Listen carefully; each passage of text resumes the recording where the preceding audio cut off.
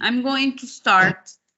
If you need to say something or ask something, please do so. And I stop the presentation to answer all your questions, okay?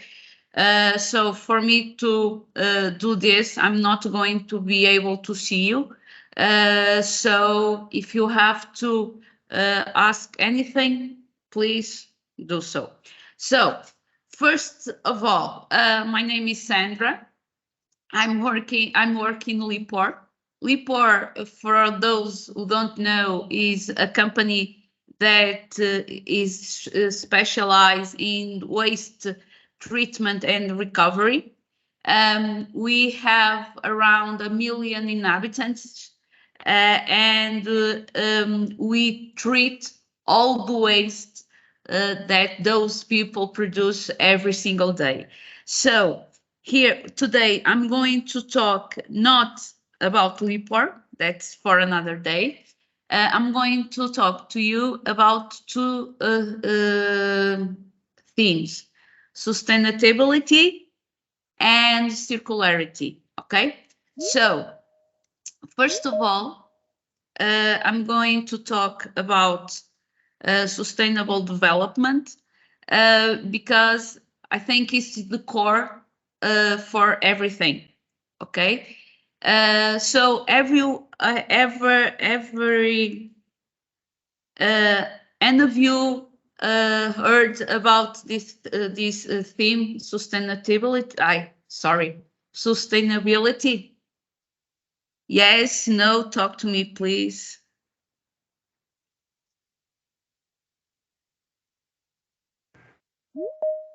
Come on, students. Would you like to talk about sustainability? Have you heard? Could you just a few sentences, please?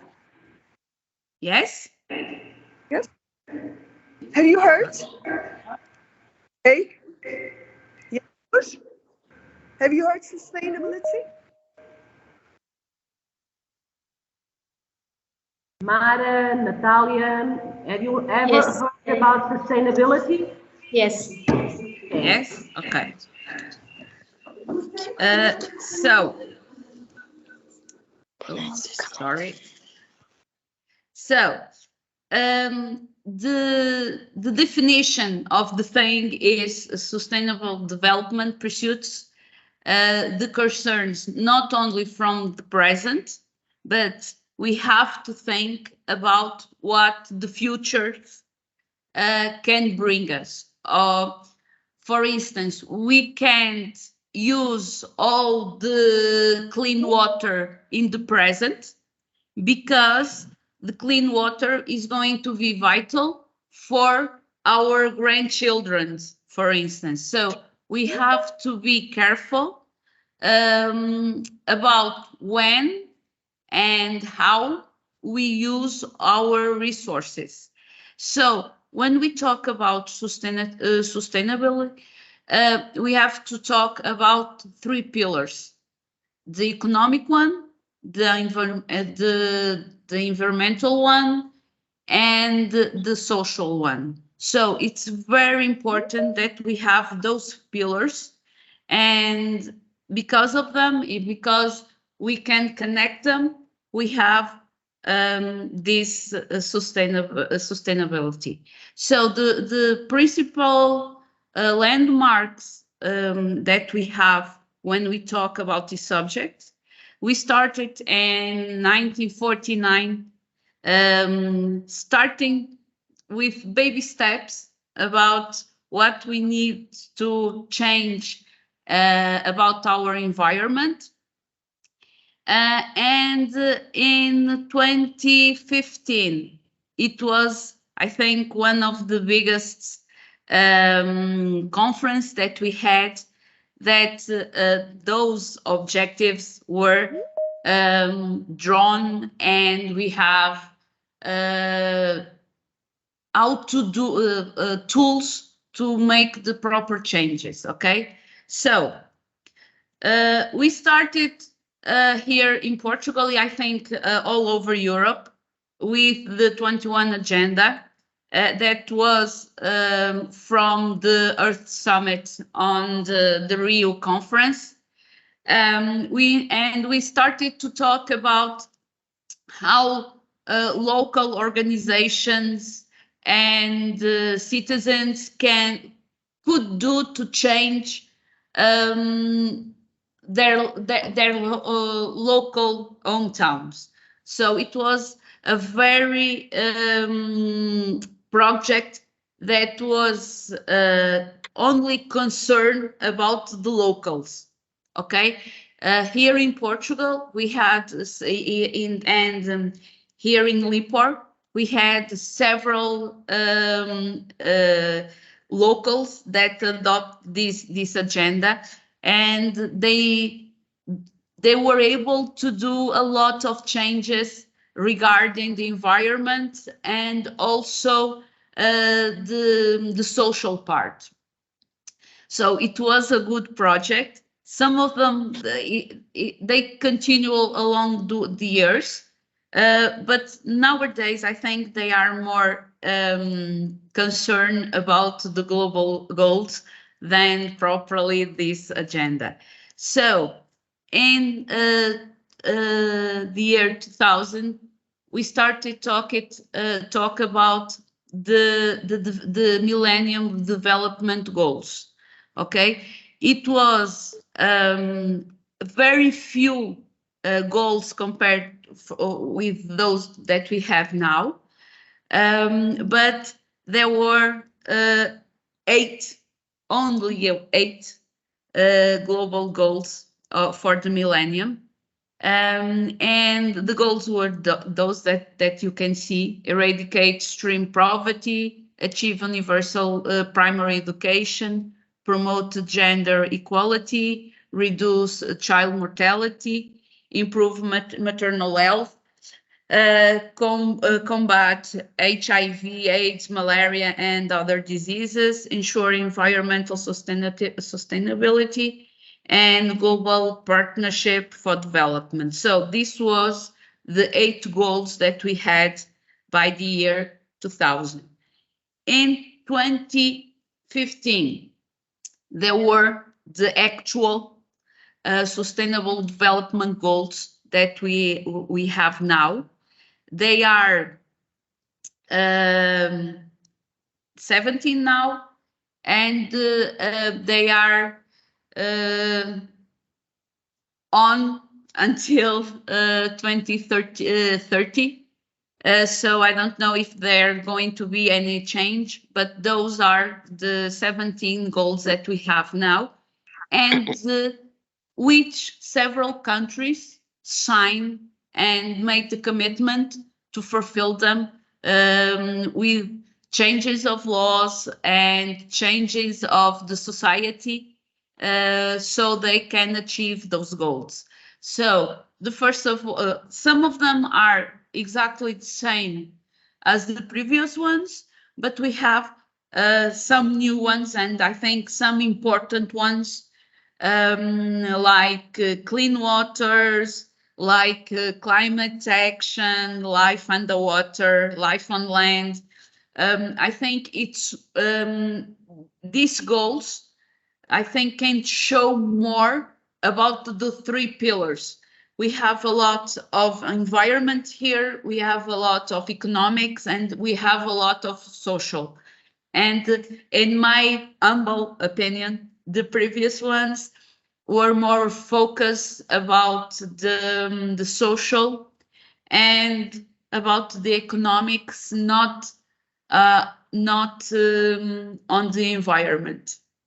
And if we don't, and we human beings have to learn that if we don't have environment, we don't have anything. Sorry?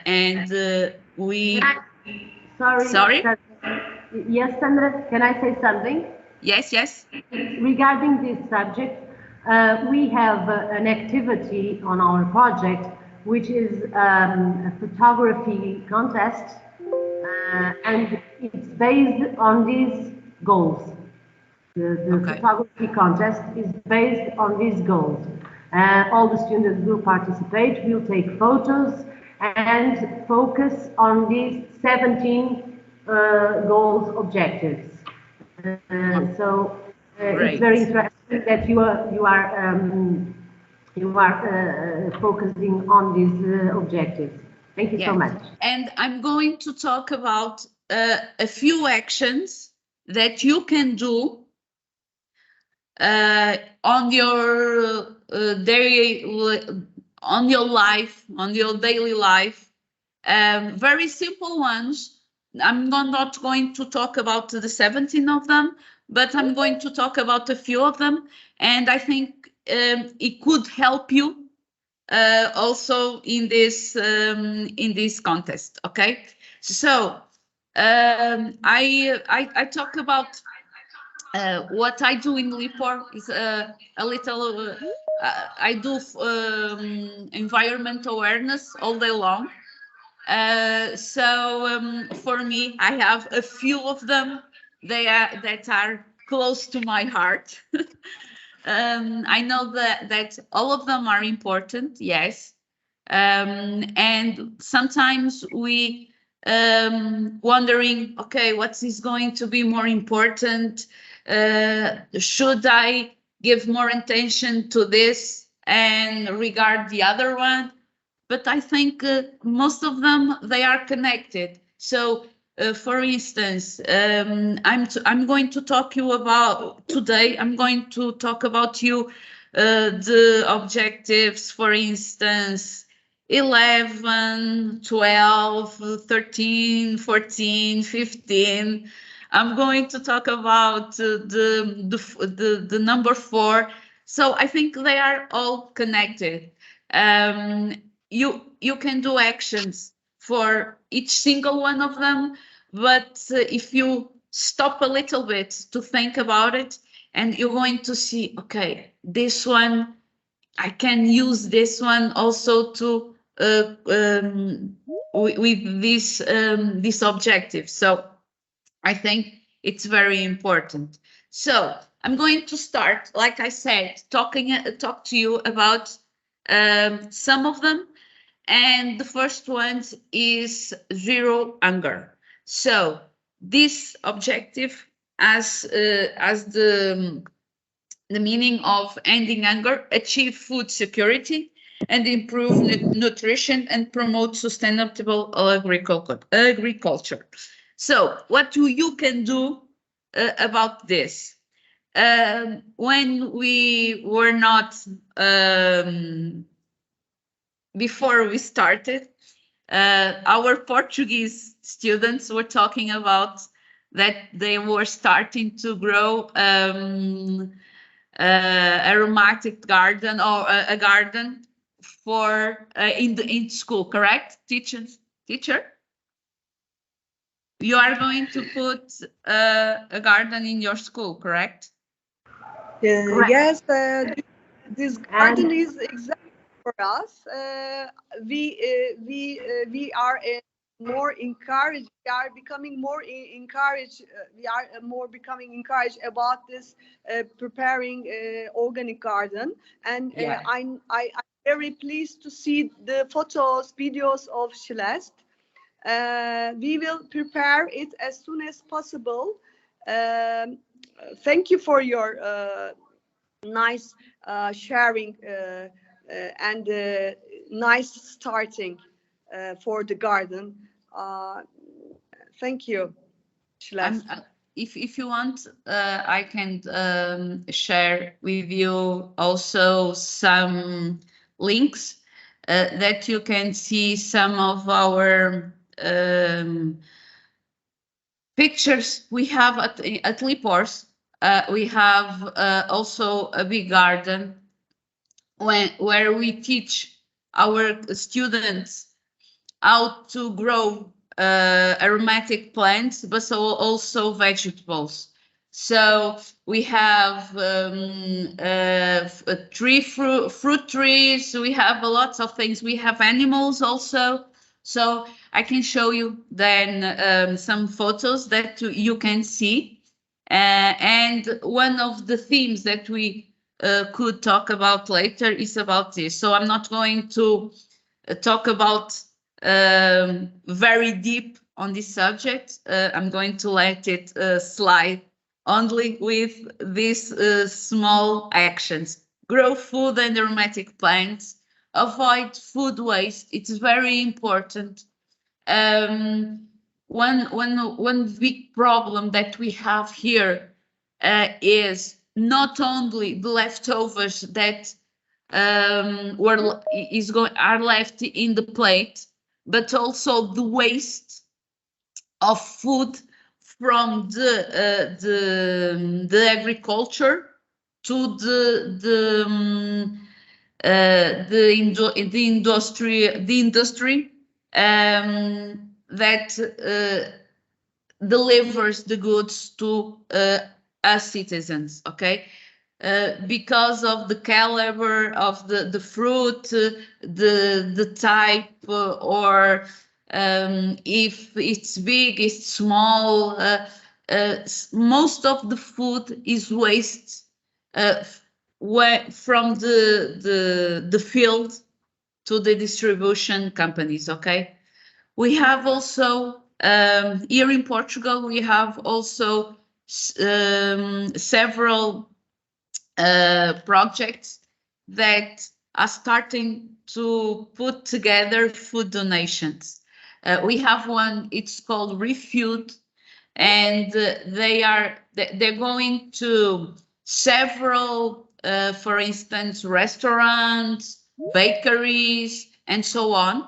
And at the end of the day, they have the leftovers of those places. So they put together some entities. They are in need of those donations, and the restaurants or the bakeries donate at the end of the day those goods to those institutions. So it's a way to prevent not only hunger, but also food waste. And one of them, if you are going to have vegetable gardens or aromatic gardens, you also can produce your own compost. It's very important that you do your own compost. And here we are also starting to talk about the circular economy. The sixth one is the clean water and sanitation. And it's very important to ensure sustainable management of the water and sanitation.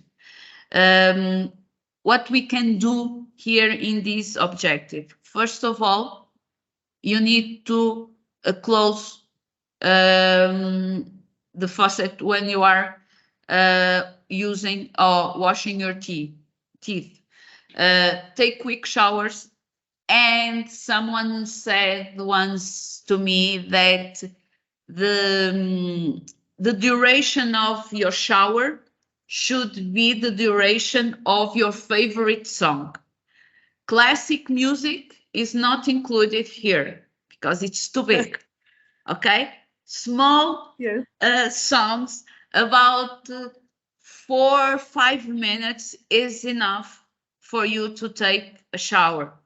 Okay, you could, so when you are waiting for the warmer water for the shower, you can use a bucket to in this case, oh, I'm sorry, I'm just watching that I forgot to translate one word here. I'm sorry. You can use this water for your toilet or for watering your plants. And also you can choose when you use the dishwasher or the laundry machine, you can also use the maximum capacity for not only save water, but also saving energy. And one thing that I should add it doesn't matter sometimes the quantity of detergent that you use. For instance, my grandmother used to think that if she had the double amount of soap to wash in the laundry machine on the detergent, using the laundry machine, the clothes would stay cleaner and at the end. It's not true. We should use the dosage, the recommendations that we have in the bottles for the doses that we use on the laundry machine. Okay, it's the same for the dishwasher. Affordable and clean energy. Here we have to use the energy wisely.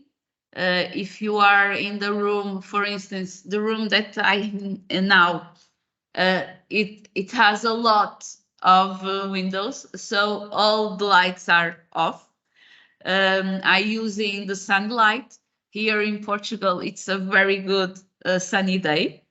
So I can use the sunlight to lighting my rooms. I can also put a little bit aside my car and start using, for instance, bikes or other means of transportations. When we use some new electric equipment, we should also watch the labels if they are energetic efficiency. We also need to use public transportations, and if you have the means for it, we can change also the bulbs that we use on our lights for LED. It's more environmentally friendly. Okay. Here in the cities and communities, the 11th objective, it's trying to put the cities and humans more inclusive, more safe, and more sustainable. And it's very important to do so. And here we have building parks, community gardens.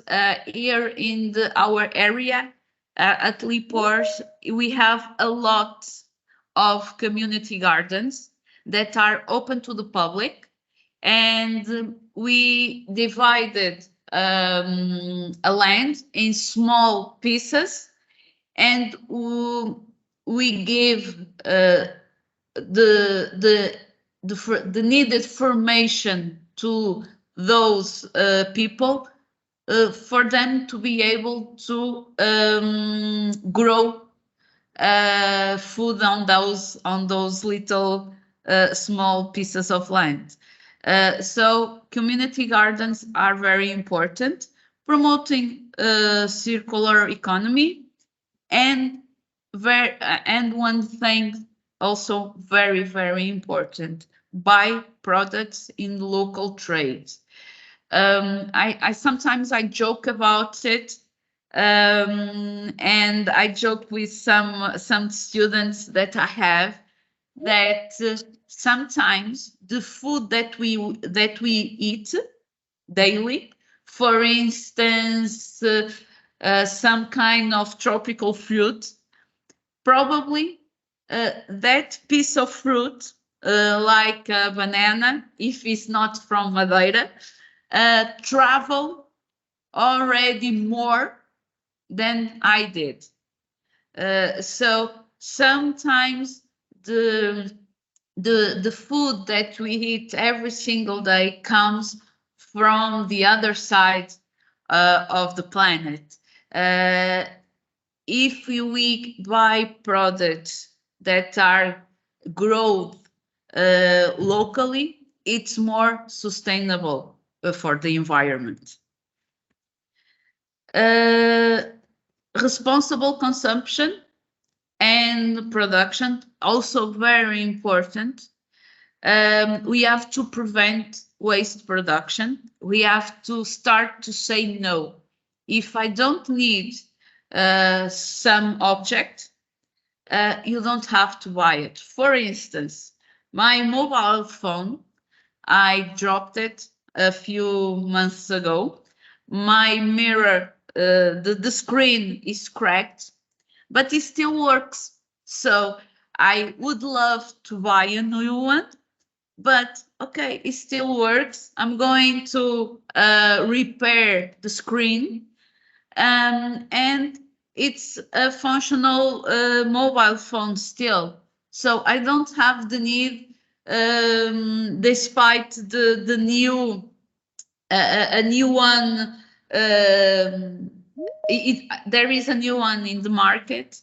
I don't have the need to buy that one. Okay, so we have to prevent, and we have to put a little stop about when and where I have to consume. Avoid disposable objects. Reusable ones is better. I can reuse a lot of things. I can donate and buy second-hand clothes, shoes, accessories. For instance, in our schools, some of them, they are starting to do this. They are promoting campaigns, mostly clothes and accessories, and also books.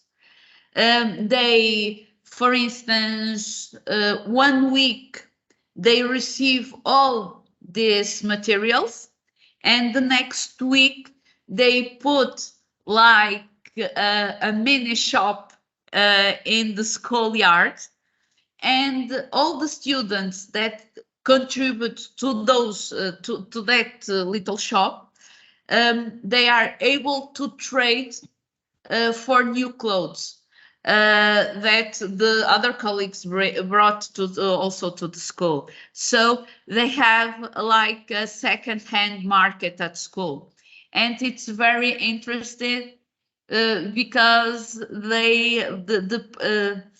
we have a lot of participants in this second-hand market. Not only donate to other institutions, but also having those second-hand markets. It's very interesting. When you buy something, if you have a big family, you can buy bulk purchases or family packages.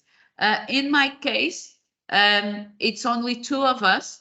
For me, this is not an option, buying family packages, but buying bulk purchases is important. So I'm going to the supermarket, and some of them you can have you can buy only what you need. For instance, cereals, for instance, beans, aromatic seasoning.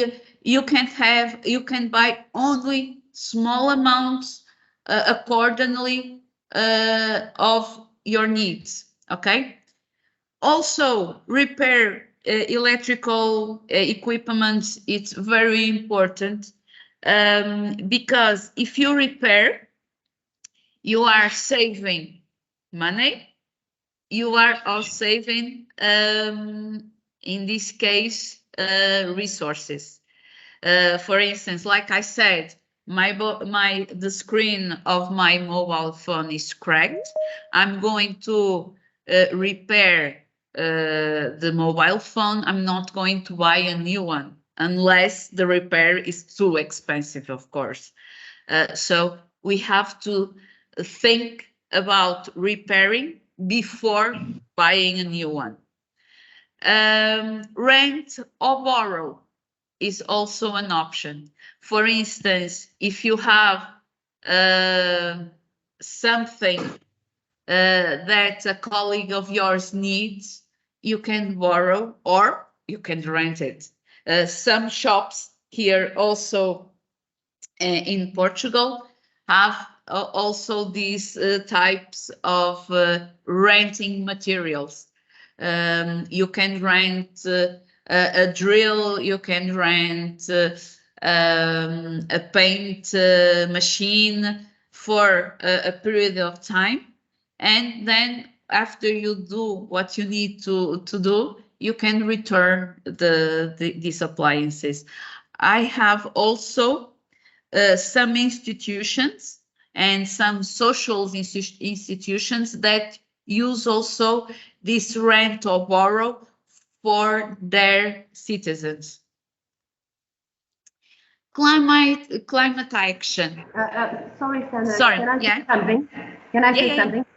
Regarding the previous goal, for example, here at school, we are a professional school, and the students have some books for some of the subjects, for example, Portuguese, English, and so on. We incentivize the students to sell their books to the new coming students, so they don't have to buy or sell them at a cheaper price, or even give them to another student. I can give my own example at home. For example, I have my and my toaster. They are not, but I will not buy. It still works. It gives me some more. I have to, keep clicking the on button, but it's not altogether broken. So I'm not going to buy another one because I will spend money, and I will also damage the environment. It's more garbage in our planet. These are some of the examples. My stove only works off, so while it still works, I'm not going to buy another one. These are some of the examples we can follow. Okay. The idea is this. For instance, when you are talking, I remember yesterday one colleague of mine.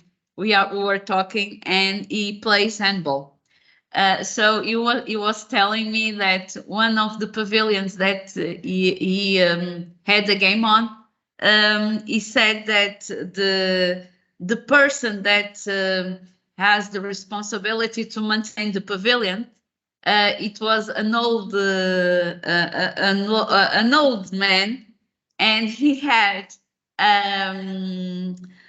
a radio, a very, very old radio. He said the comparison that he did was, it was a radio like, I don't know, a movie of Star Wars or something. It came out of a movie. It was very, very old, very, very strange, but it still worked.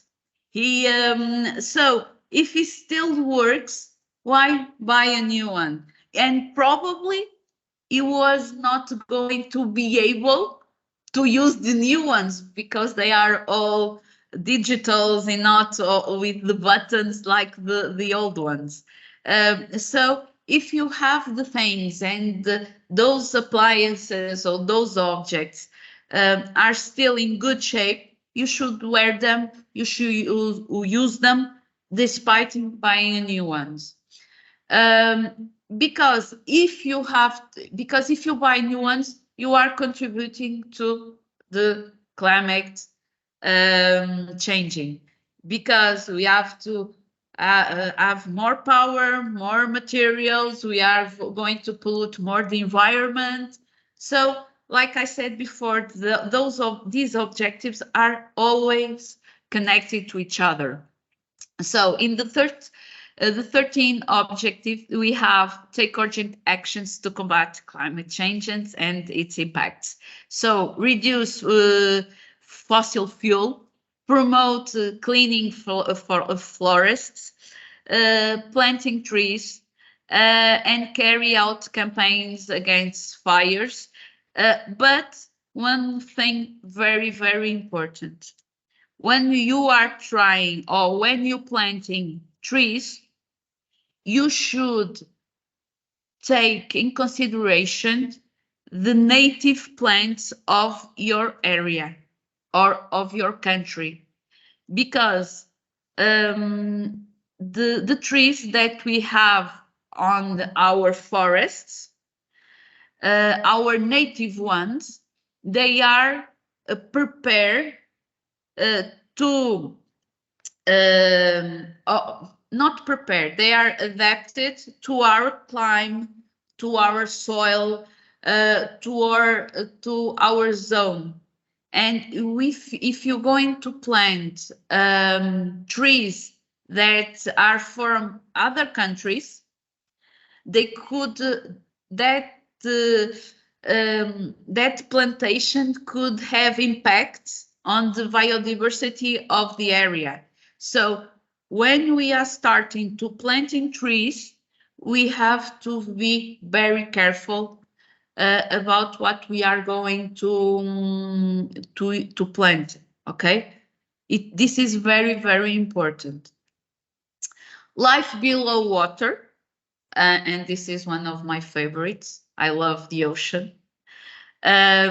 We have to try to have campaigns. Most of the people think that, for instance, marine litter starts at the beach, but it's not true. I can be like I'm now, about, I don't know, 10 kilometers from the ocean, and I'm still contributing to marine litter. I could be about 100, 200 kilometers from the ocean and still have marine litter or contribute to marine litter.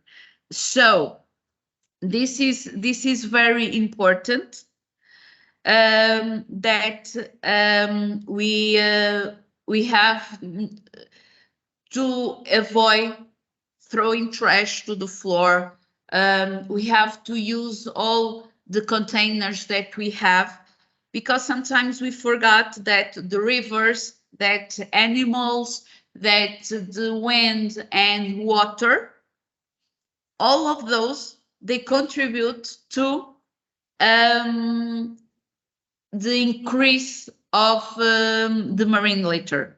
Okay, avoid disposable packaging, use reusable packaging and eco points, and participate in beaches cleaning. So for instance, next week I have a formation, a training course for a group of persons that are going to have a cleaning up a beach, and I'm going to taught them what they should pick up, what is considered litter, and what should be left on the beach, because it's natural and it should stay there. Okay.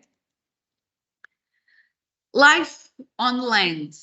We have also, like I said before, plant native trees and shrubs, reduce exotic and invasive plants, reduce the use of pesticides in the agriculture, buy reused recycled paper or other materials, build insect hotels. This is an activity that you can do. It's very fun and it's very easy to do so.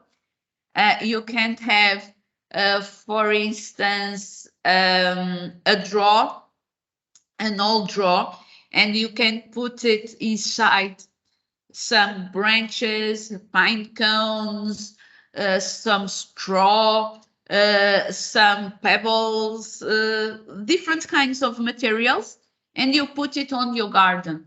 And this hotel is a refuge for different kinds of insects, that those insects not only are going to promote biodiversity on your garden, but also could prevent plagues on your plantations.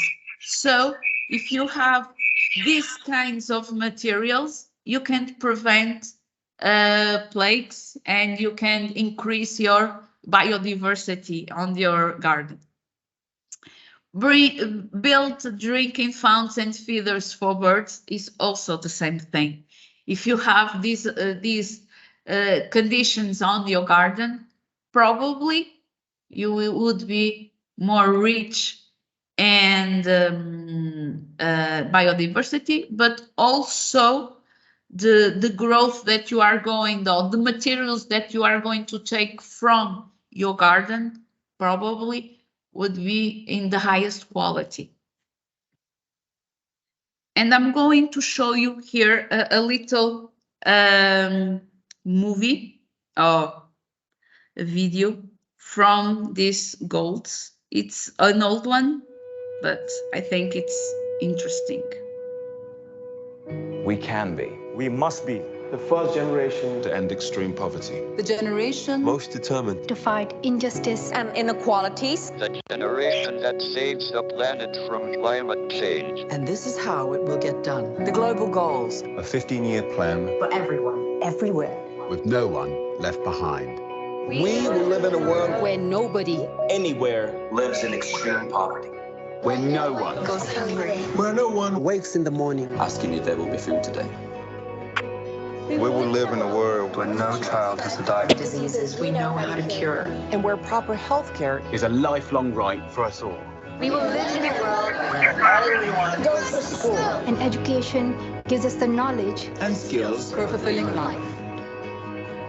We will live in a world where all girls and all women have equal opportunities to thrive and be powerful and safe. We cannot succeed if afterwards is bad. We will live in a world Where all people can get clean water And proper toilets at home, at school, and at work. We will live in a world where there's sustainable energy for everyone. heat, light, and power for the whole planet. without destroying the planet. We will live in a world where economies prosper. and new wealth. Leads to decent jobs For everyone. and we will live in a world where our industry, Our infrastructure and our Best innovations. Are not just used to make money, but to make all our lives better. We will live in a world where prejudices and extremes of inequality Are defeated. Inside our countries And between different countries. where people live in cities and communities that are safe, progressive, and support everyone who lives there. where we replace What we consume. Planet where we put back. What we take out of the earth. We live in a world that is decisively rolling back the threat to climate change. where we restore and protect the life in our oceans and seas. We'll restore And protect life on land, The forests. Animals. the earth itself. With peace between and inside countries. Where all governments are open. And answer to us for what they do at home and abroad. And the justice rules. with everyone equal before the law. Where all countries and we their people. Work together. Partnerships of all kinds. To make these goals a reality. These are the United Nations global goals. For sustainable development. Let's get to work.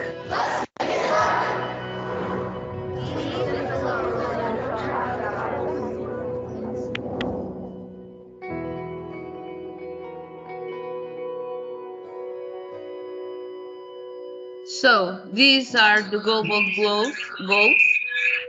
And now I'm going to talk you about the other subject, that is circularity. Okay, you can't talk about this without talking about the previous one, because they are, like I said, all connected somehow. So why we have to do this? Because not only about the problems that we have with our environment, but also the problems with economics. So for those of you that don't know, we are passing for the fourth industrial revolution. And this fourth revolution is reshaping our society and our economic. And the previous ones that I'm going to show you here was, for instance, in 1784, the mechanization, the steam power. If you see those old movies with the trains moving on steam power or in cold, it was I think the previous century, but it's far away from us now. It's impossible for us in our society to live, for instance, without internet. If it was not for internet, we would not be able to do this like this today. Okay, we can't live without a mobile phone nowadays. And like I said very often to my son. My son uses the mobile phone for everything, but to pick the phone, the calls from me or from his father, because we use nowadays our mobile phones for paying, for gaming, for watching movies, for watching everything and everywhere. But the thing that the mobile phone was built for, that was for talking, we're not using them anymore because we have WhatsApp, we have Zooms, we have a lot of... Sorry? Someone wants talking? Someone wants to ask a question? No? Okay. So the society and the industry has evolved like natural it should. Okay. But this evolution has been very harmful for the environment, for us human beings, but also for all the animals and plants of our planet. Because I don't know if you all of you heard about this, the Earth Overshoot Day. Everyone heard about this or no? Yes. Yeah. So in 1969, one planet was enough for our demands. Our ecological resources were able to regenerate without any problems, because we were a fewer in population. The development was not very advanced, so we were able to use one Earth or one planet only. Nowadays, one planet is not enough. Okay, we are using more than the Earth can regenerate, and this is very it's a danger path that we are taking, because if we don't have the planet, if we don't have the ecological resources that we need to survive, we are going to die. Okay, I think we are one of the species that can provoke our own extinction by doing the wrong deeds. Okay, if I don't have I at some point you are going to stop to think about what we are doing to this planet. Okay, so if in last year this overshoot day was on July 28th, this year the provision is on 27th of July. The Earth is going to stop to produce, or to the resources are not going to be able to regenerate. Okay, so 27th of July, it's almost the middle of the year, and we all we due to our consumption, we all broke the resources from Earth. It's very sad, and it's a thing that we should stop to think about it. And the Earth always have been enough for what we need, but only for what we need. Okay, like I said again, okay, my mobile, the screen is broken, but it still works. Let it be. If the damage was too high, I will try to solve it. Or if I don't have any choice, I have to buy a new one. But it still works. Let it be. Okay. So when we talk about the circular economy, we have to previously talk about the linear one.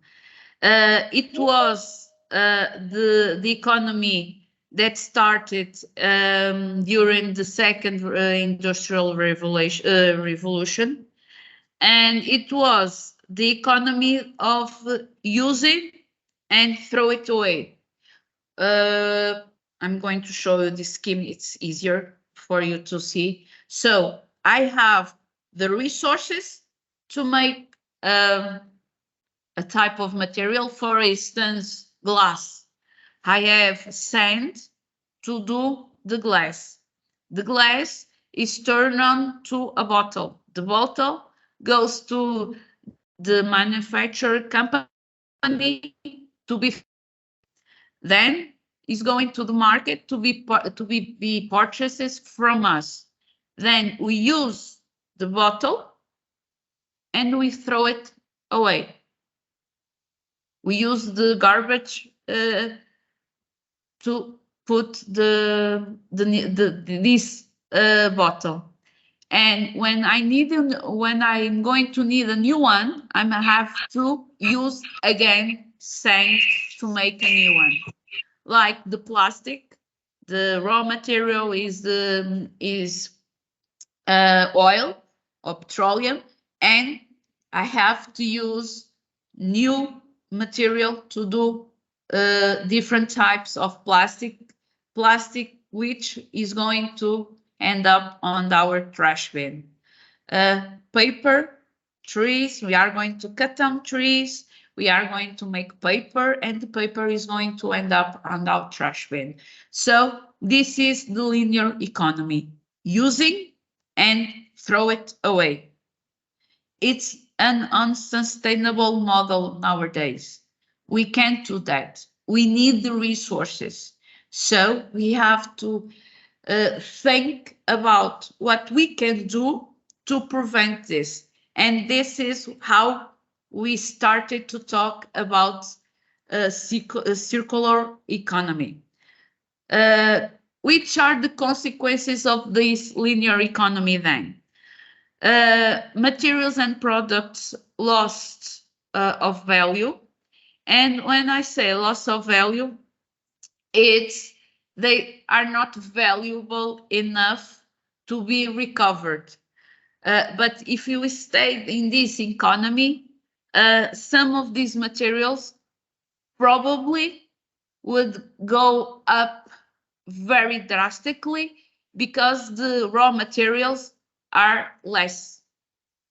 Okay, like, and reason of the raw materials prices, environmental pressures, climate change, ocean pollution, and more waste production. So this is all the consequences of this linear economy. So what we can do for change? We can apply this new circular economy. So I'm going to stop talking a bit, and I'm going to ask you a few questions, and you are going to try to tell me if these affirmations or questions are true or false, okay? So the first one is, circular economy is the same as recycling, true or false? What do you think?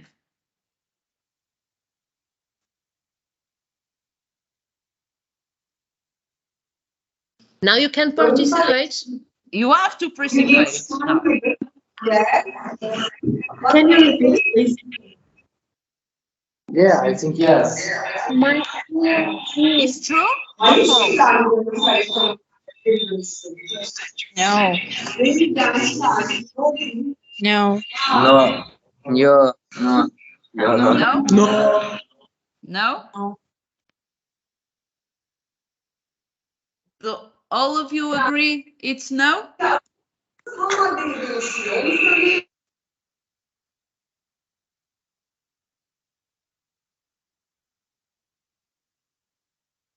I don't know. You don't know? Okay, I'm going to show you the answer. It's false. Despite the recycling is very important in this circular economy, there are other stages that are also very important that I'm going to talk to you about later, okay? So circular economy is not just recycling, it's recycling and much more. So the next one, in circular economy, we can rent services instead of purchasing them. Yes or no? True or false? Yes, true or false? What do you think? True. Yeah, I already said, True. like True. I said, the sustainable goals, they are all connected. So yes, oh, sorry, it's true. Well done. Okay, we can, you can rent, you can swap some machinery, some goods, some objects instead of buying them. Okay. Next one. Next If question. less products are manufactured, unemployment will rise. True or false? This is a tricky one. Daha az olursa üretim daha mı fazla olur? The less product. Could you repeat the question? Could you repeat the question, please? If you don't have so much products, if you don't have the different kinds of products that we have, for instance, in the supermarket, or in the grocery store, or in the in the appliance store, if you don't need them, unemployment will rise because a lot of people will have no jobs because you don't have so much demanding of those products. So it's true or false? I already shown you the answer. It's false. It's false. It's false. Yes, because despite you don't have so much demand, you are going to generate another kind of jobs. For instance, sometimes in our training courses, we have a lot of people that says to me that they don't recycle because if they do, they are taking jobs for other people. It's false. Okay, if you recycle, you are increasing the number of jobs, because they think if you are doing the sorting at your house, they think that nobody else is going to sort these materials. So they think, okay, I'm not going to sort the paper or the plastic or the glass because I'm going to take jobs from other people. No, it's false. I have to sort at home, but someone is going to do also this kind of sorting. For instance, at Lipor, the sorting that we do for instance, I sort all my waste, and I only sort in 3 kinds of materials: packaging, glass, and paper. But the amount of materials that goes, for instance, in the packaging one, it's metal, it's plastic, it's Tetra Pak. So I can't recycle all together. I have to sort them. And it's not going to be me, Sandra, that is going to do this. It's someone at Lipor that is going to do that.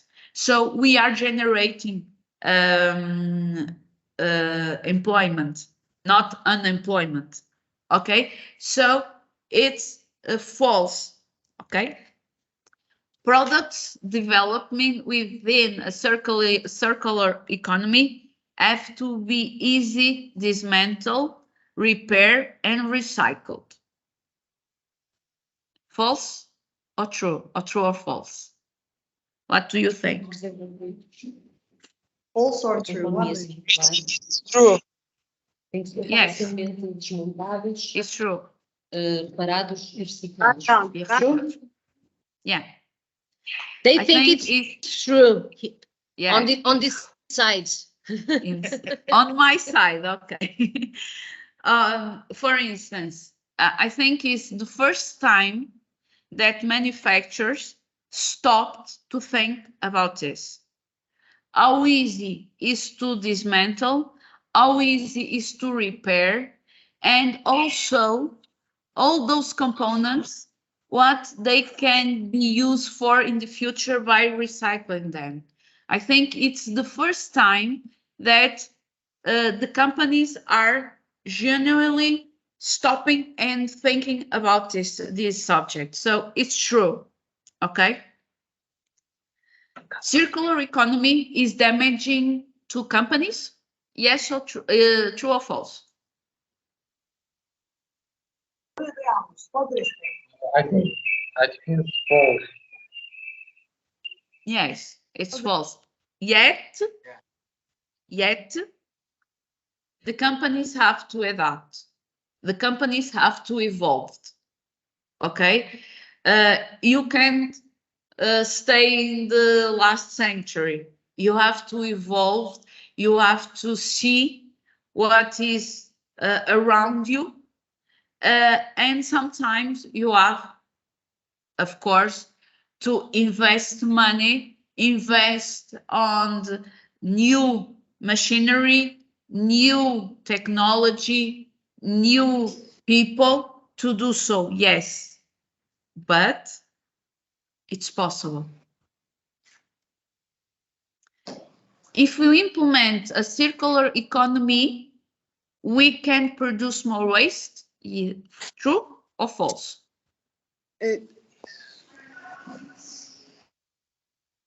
If I have a company that is all circular, I'm going to produce more or less waste than before? I think it is false, because we will produce less waste when we implement circular economy.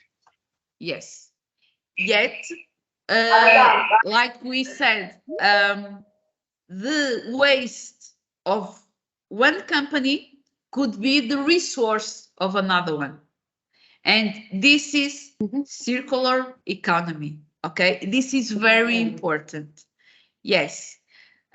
So sometimes that we call it the rejected part of the produce line. These rejected materials, they could be used for other companies in the manufacture of other things. And until now, if it was a rejected product, it was a rejected product, it was waste, and nobody cared about that. Nowadays, the companies are starting to look for those materials to include it in their manufacture. I'm going to give you some examples, not now, but you can see also that. Nature is the original circular economy. True or false? It's true. True. It's true. Composting is circular economy, because I have, for instance, an orange. I peel the orange. I put the peels on my compost. I wait for the nature to take its action and do its work. And after that, I'm going to take out the compost. I'm going to put the compost on the earth again. I'm going to plant, and I'm going to retrieve again orange or cabbages or onions, whatever, for the materials that I used previously. So composting is circular economy. It's true. So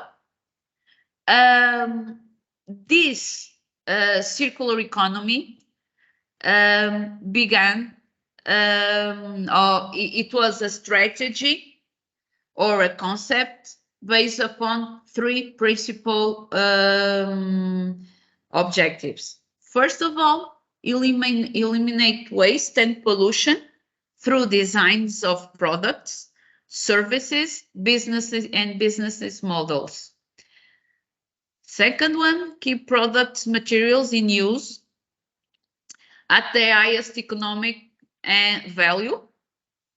And third, regenerate natural systems and regenerate materials. Okay, this is very important.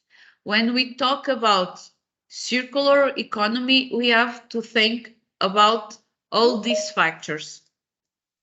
So, if the previous one, we have raw materials, consumption, and waste, in this circular economy, we have to have, at the beginning, as usually, raw materials. I have to have my first bottles of glass, but then I'm going to use them, I'm going to recycle them, and I'm going to be able to use new or to produce new bottles. And when we talk about glass, one bottle of old glass is enough to do one bottle of new glass. It's 1-to-1. Glass is an amazing material. And because of plastic, I don't know if In Turkey, happens, but here in Portugal, the glass is leaving our supermarket shelves. Most of the things that were typically made by glass, nowadays, they are using plastic. For instance, Portuguese students help me here. We had bottles of olive oil that were in glass. Nowadays, most of them is in plastic. Coffee jars, also a few years back, all of them were in glass. Nowadays, most of them are in plastic. I also saw the other day ones in paper and metal. So we are not using as much glass that a few years back. And here in Portugal is one of the biggest companies Europe-wide that recycles glass. It's here in Portugal. It is one of the biggest companies of glass recycling, and we don't almost have glass here, okay? So one thing very important also when we talk about circular economy is the design part. It's very important that when I'm trying to put a new product on the market, that I have the correct design with the correct kinds of materials.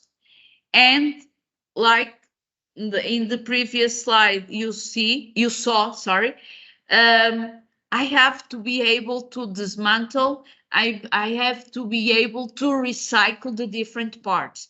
And is in this part, the part of the eco design, that I'm going to be able to do so. Next, production and manufacturing is also very important, because if I'm going to have an eco design, I have also to prepare all the machinery, all the materials that I need to prevent so much pollution. Distribution, likewise, and consumption, we have to learn to reuse, we have to learn to repair things. We are always have the need, or we are always going to produce some waste, but it is going to be less and less over the years, because I'm going to be able to recycle, I'm going to be able to use most of my resources. I'm going to show you again a little video. Living systems have been around for a few billion years and will be around for many more. In the living world, there's no landfill. Instead, materials flow. One species' waste is another's food, energy is provided by the sun, things grow, then die, and nutrients return to the soil safely. And it works. Yet as humans, we've adopted a linear approach. We take, we make, and we dispose. A new phone comes out, so we ditch the old one. Our washing machine packs up, so we buy another. Each time we do this, we're eating into a finite supply of resources and often producing toxic waste. It simply can't work long term. So what can? If we accept that the living world's cyclical model works, can we change our way of thinking so that we too operate a circular economy? Let's start with the biological cycle. How can our waste build capital rather than reduce it? By rethinking and redesigning products and components and the packaging they come in, we can create safe, and compostable materials that help grow more stuff. As they say in the movies, no resources have been lost in the making of this material. So what about the washing machines, mobile phones, fridges? We know they don't biodegrade. Here, we're talking about another sort of rethink, a way to cycle valuable metals, polymers, and alloys so they maintain their quality and continue to be useful beyond the shelf life of individual products. What if the goods of today became the resources of tomorrow? It makes commercial sense.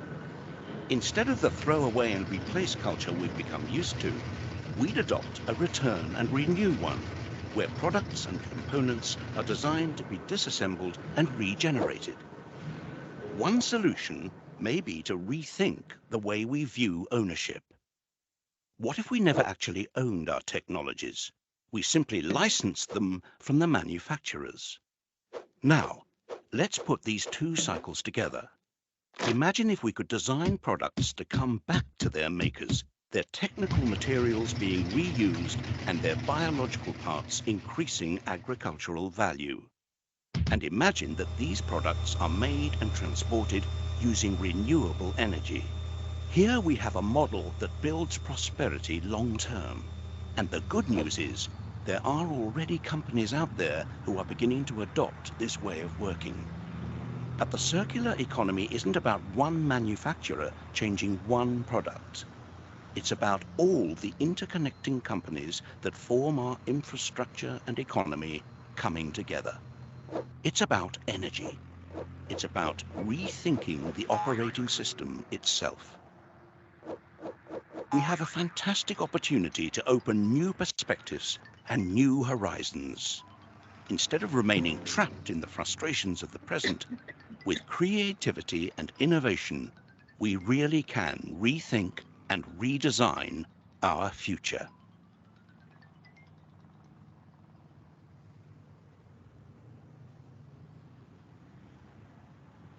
So if you need some materials of about circular economy, you can use the Ellen MacArthur Foundation. They are great materials there. And like I said before, I'm going to give you some examples of this circular economy and what design could do to prevent the use of more raw materials or waste. For instance, Coca-Cola, okay? Everyone knows what it is, everyone drinks it. But if you remember, here, at least here in Portugal, a few years back, the cap of the bottle was too hard. It was too, we couldn't squeeze the bottle cap between our fingers because it was too hard. And it was too hard because the plastic was too thick.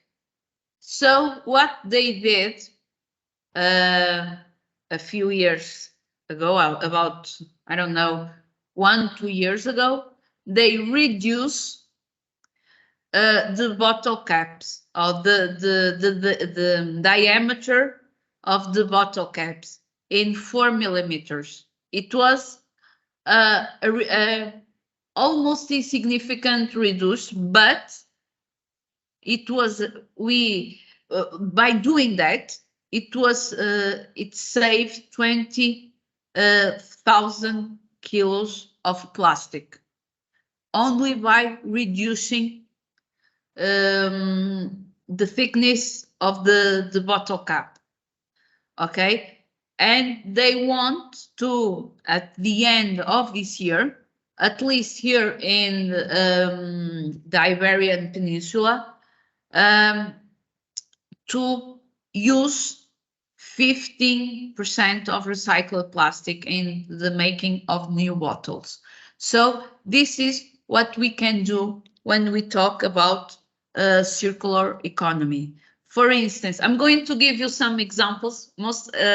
This one is from a company, a Portuguese company. The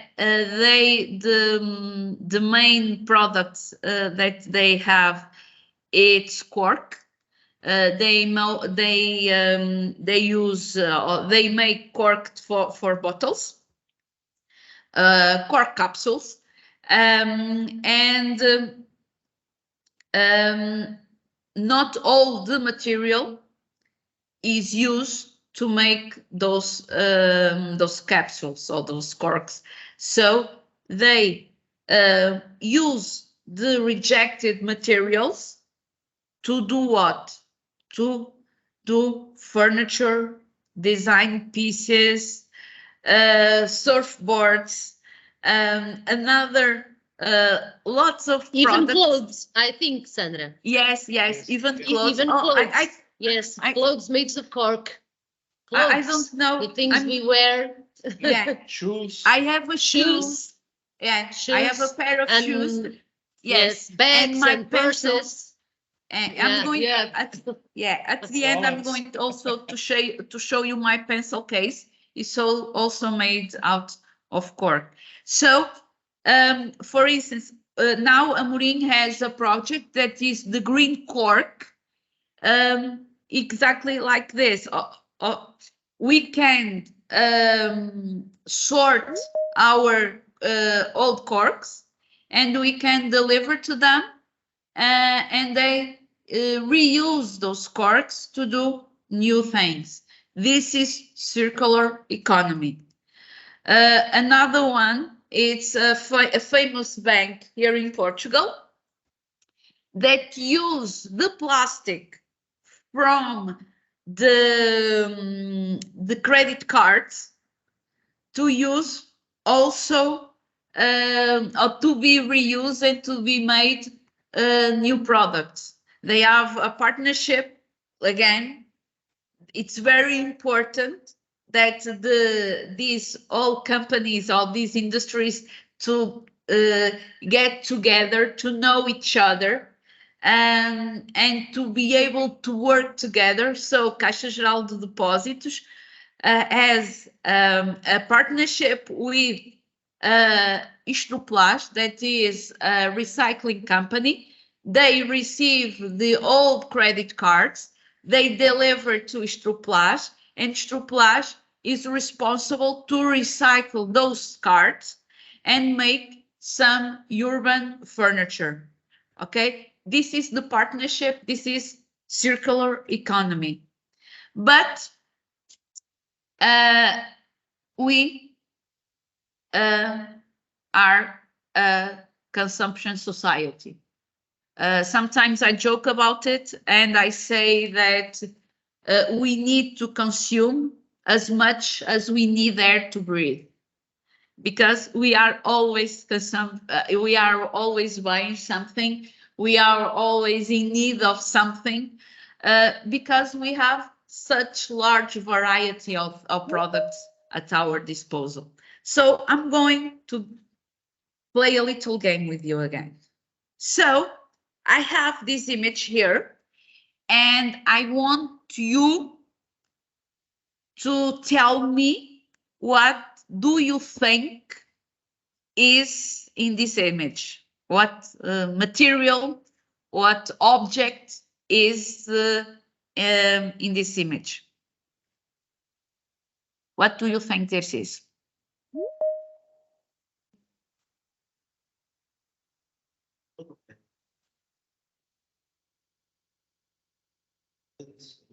In English. Okay. In English. What? What? Someone says it was a stone. A storm? No. Stone. Rock. Stone. No stone. Rock. No stone. I'm going to give you the same picture, but closer. Okay? Is still a stone or something else? No. What it is? Or what do you think it is? It's an object, or it's a at carpet. least Maybe a carpet? A rug? Nope. It's an object. It's a thousands of the same object, okay? But it's an object that we use every single day. Mara, would you like to say something? Mara. We can see. What do you see? What do you think it is? Estamos a ouvir, Mara, estamos a ouvir. We can see. You can't? Yeah. Oh, you can? No? We can see the image, so we can participate. Ah, não podem ver. Não conseguem ver Eu mando uma foto. a imagem. Eu mando uma foto. Manda. Peraí. It was plastic bags. Sacos de lixo. Yes. Ok. Pois é. Plastic bags. So this one is exactly the same as this one. Yeah. Ok. The stone that you thought it was plastic bags. So Okay. the next one, it's not a stone, it's objects, okay? What do you think this is? Plastic bottles. Plastic bottles, yes. This one it's an easy one. And this one. Now we get it. This is the hardest one. It's also an object, okay?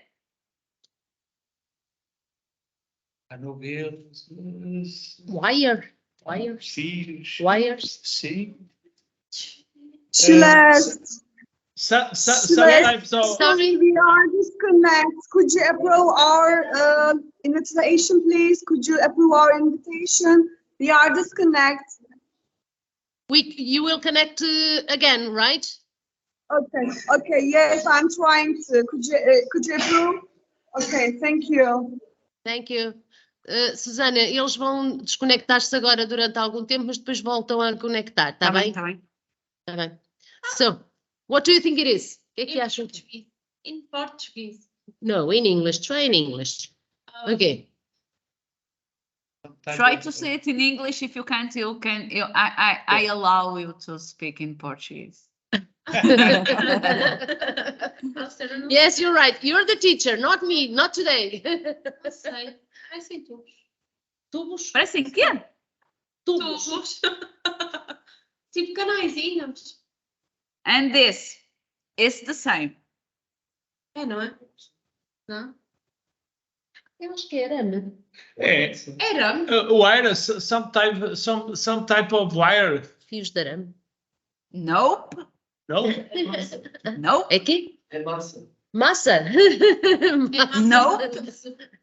I never heard that before. No. Estou a mandar as fotos todas para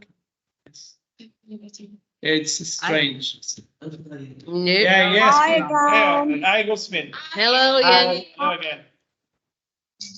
Okay, I'm going to put No. Copos. copos, acho que eu. Não parece. exactly. Copos. Copos plástico. Exactly. Oh, Plastic cups. Plastic. Inside one another. Yeah. Cups. Plastic cups, right? Plastic cups. Yes. Exactly. Okay. Yes. These tubes that you say are plastic cups. Okay. Okay. Very well. And this one. No. I can give you a hint on this one. This is the only image. This is the only image that when I show them to the students, make me feel very, very old. O que é que eu não percebi? Quando mostras esta imagem aos alunos, fica com a sensação de ser muito bem. Bernardo, one of our students here is saying they are marbles. Berlins. Nope, no marbles. Sometimes this not marbles, but marble stone. It's very common to say that, but marbles again, it's a new one for me. Yeah. But marble or marble stone doesn't make me feel old.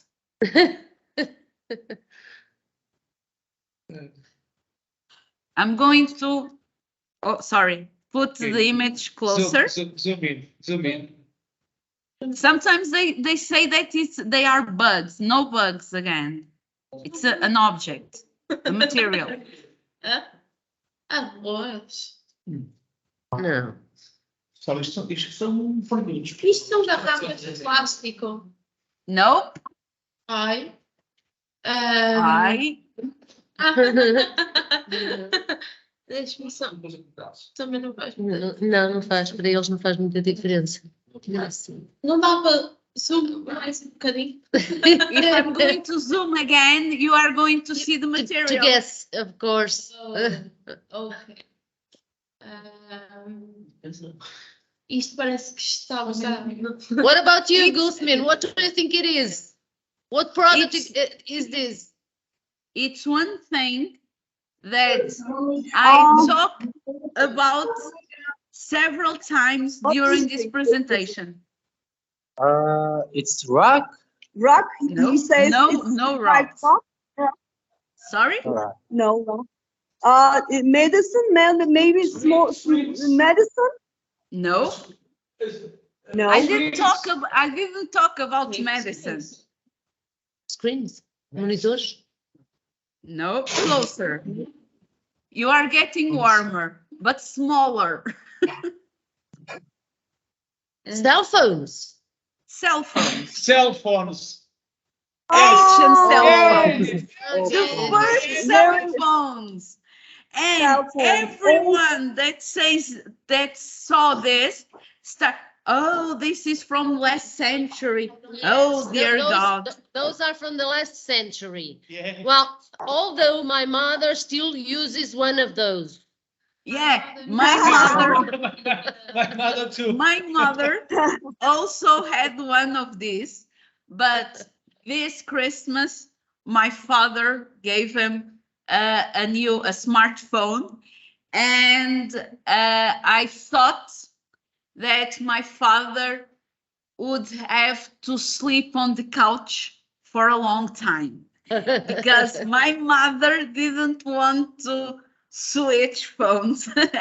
Yes. And it's still very hard for her to use the new one. And my son jokes with her a lot because of that. This is the quantity of of old cell phones that we have at probably every single one of us at our houses. Not you students, but teachers. Probably we have these at home. But one important question is, for example, how many cell phones have you owned until now? Yes. You see? Ask ourselves that question. I only had, in my whole life, 3 cell phones. What about you, Efe? So far?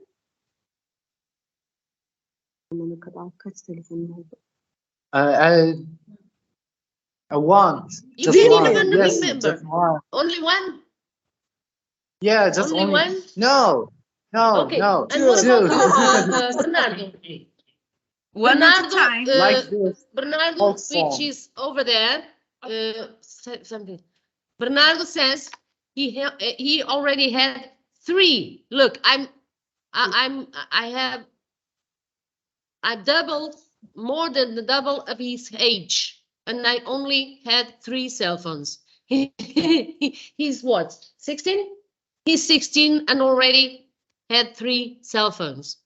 You see the difference? Instance, I remember that my first cell phone was not this, was an Ericsson. It was a big one.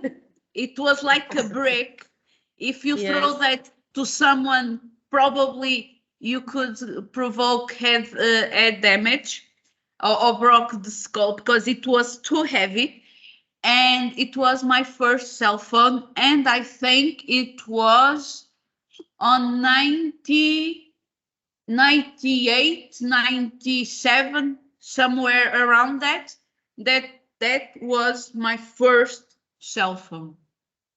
Yes. Mine too. A brown color, yes? No, a brown color.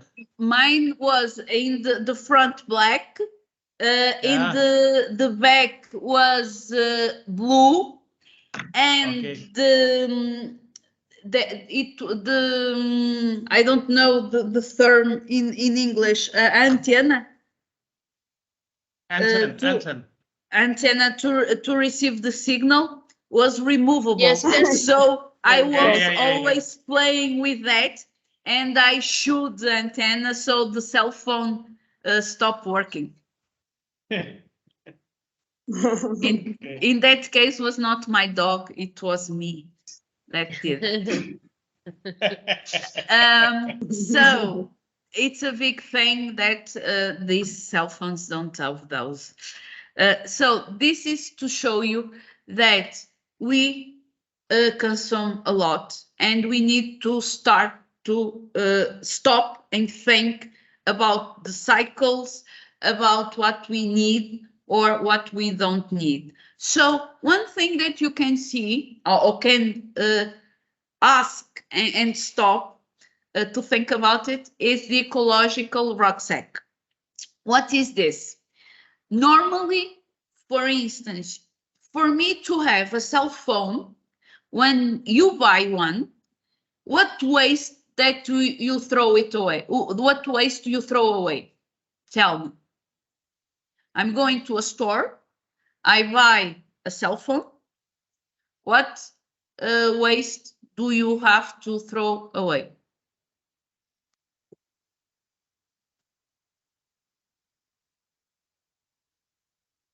You don't throw anything away?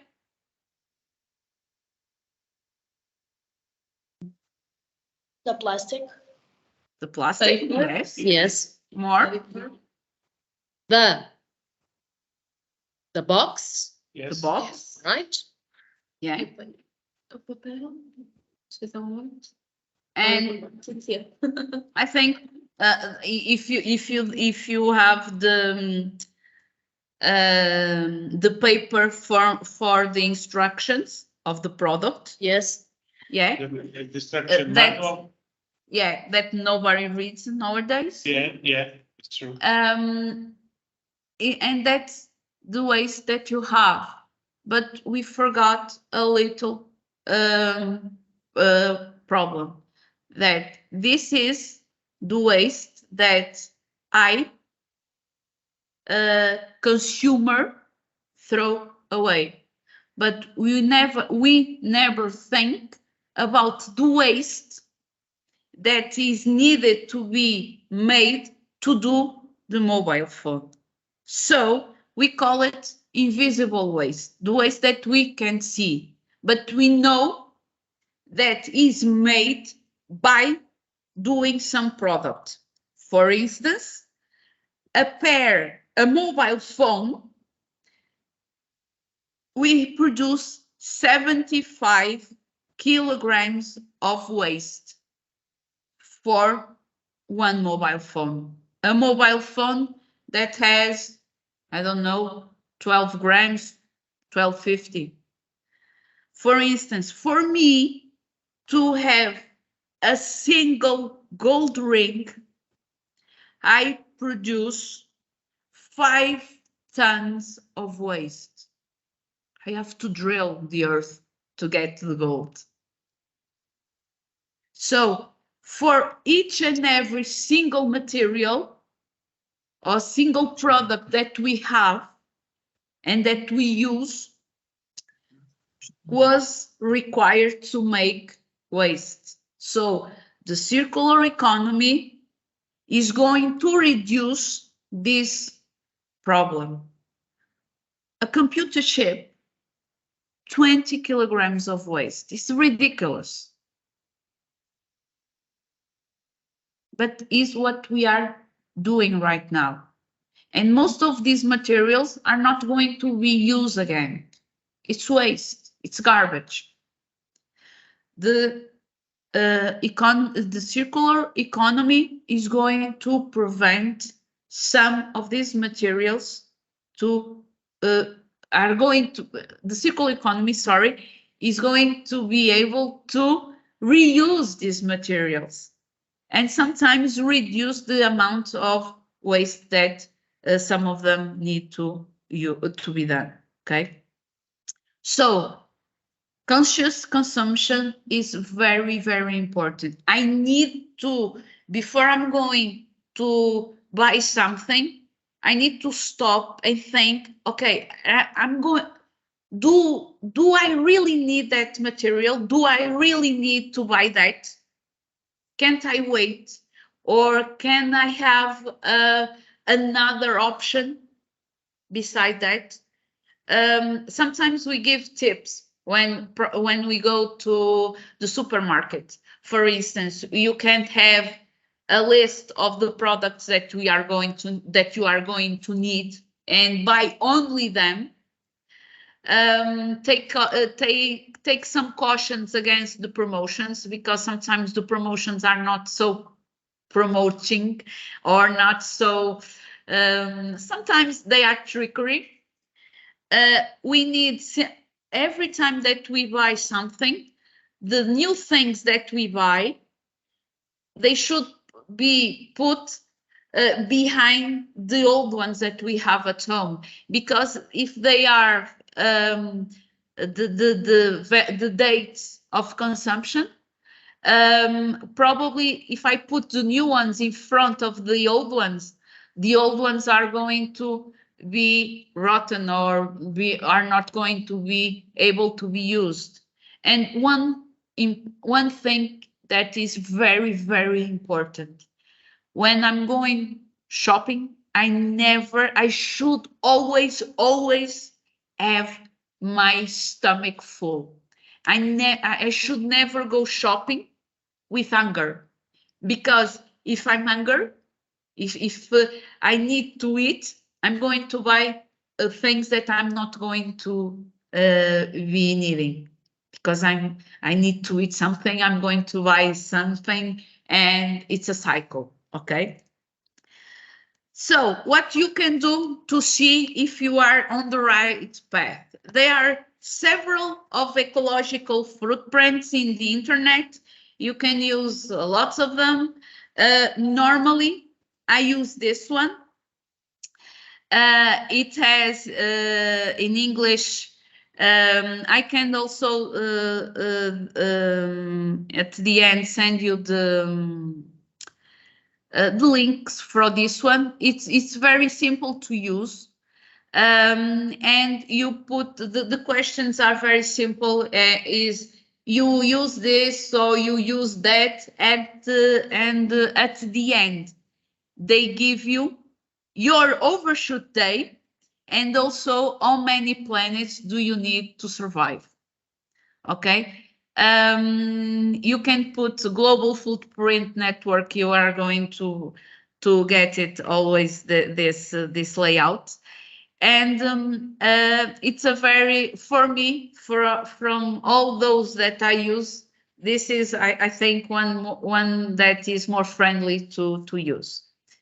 Okay, so I give you also here some resources that you can use to research about the circular economy and also the global goals.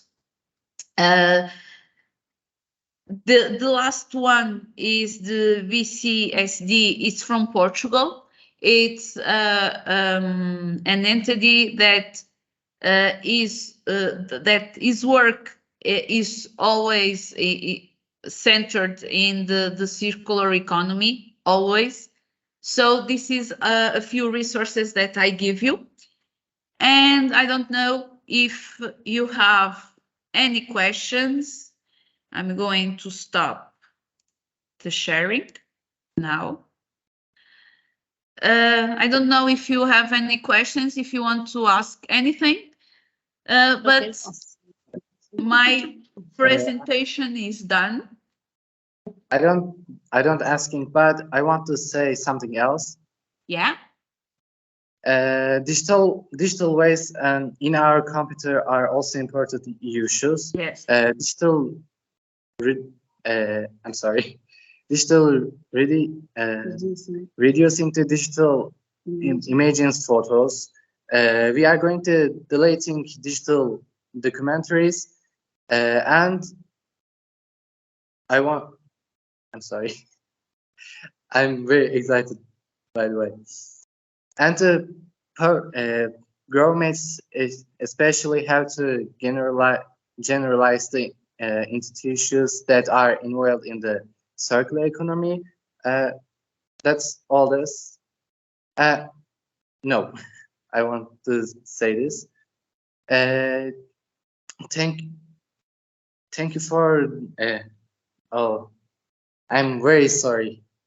Excited. He Yeah, is I'm very excited. Calm down. Okay. Calm down. Look, at the beginning, my tongue also in some words, it's hard to say some words because, for instance, I'm going to leave you, and probably when I return to my office, I'm not going to be able to speak Portuguese properly because my English now is kick on, and I would start to speak English all day long. So I know, I understand you. Sometimes it's hard to begin, but when you started, no one can shut you up. So take your time. Thank you for the presentation. I think turning our waste into raw materials is very important for the world, and that's all. Thank you for listening to me. You're welcome. But one thing that you said, and it is very important. We have the technological, not the technological waste, the appliances, but the virtual waste that we have, and it's growing at speed. And when I say that is, for instance, the emails that we receive and we have save it in our mailbox, the things that we download. For instance, most of the things here in Portugal, I don't know if this happens there at your countries, but here in Portugal, for instance, we had a few years back, when we have promotions at the supermarkets, we have flyers made out of paper that they put it in our mailbox. Nowadays, most of them, they still use the paper ones, but if you have the discount cards of that supermarket, you always receive them by email also. You have to download it, and you have all these materials, all this information again on your computer, because you made it the download, and you have to go to clean it up again. This is very also harmful, because the servers that you use, all these connections that you are going to use, is also need for energy. The servers need to be cooled down. We can measure nowadays also the quantity of this kind of waste. It's a reality nowadays also. And I can give you also some information. I think I have something about that. But this virtual waste is nowadays also a concern. It's ridiculous, but it's true. And dear Sandra, I would like to say something. Really, thank you very much for your great contribution, especially on this strict topic, circular economy. This is a really great experience for our students, especially language, English language, with your nice presentation. We are very pleased to be on this meeting, and thank you very much for your organization, for your arranging and your contribution to our project. We are very pleased to listen to you. You're welcome. You're welcome. Pleasure. And I hope we see you again. And okay. Thank you for giving us Mara, would you like to say something, Mara? Yeah. We want to say thank you too, and thank you for your time. You're welcome. Anyone from you? Would you like to say something? Thank you for giving us this information. Okay. Sandra, congratulations. Lipor is a reference. Lipor is a great reference in what the environment protection concerns. And we are also very grateful for your good presentation. Excellent presentation. Excellent, simple, and I think all the students, even those who have more difficulties in understanding English, they could understand most of the information and the most important information to give them. So thank you so much, and I hope we will meet soon. Again, for another topic, and that's all. Sandra, your smiling face made the meeting much more perfect. Really, thank you so much for your presentation. And thank you also, Novos, Horizontes. Sorry, the name of the school, could you help me, Celeste? The name of the school, your school name? Novos? Our school, Novos Horizontes. Novos Horizontes. Novos Horizontes. No. Horizontes. Novos. Novos. Horizontes. Horizontes. Yes. Thank you. Perfect. Thank you. Yes. Perfect. I would like to thank you all again for listening to me.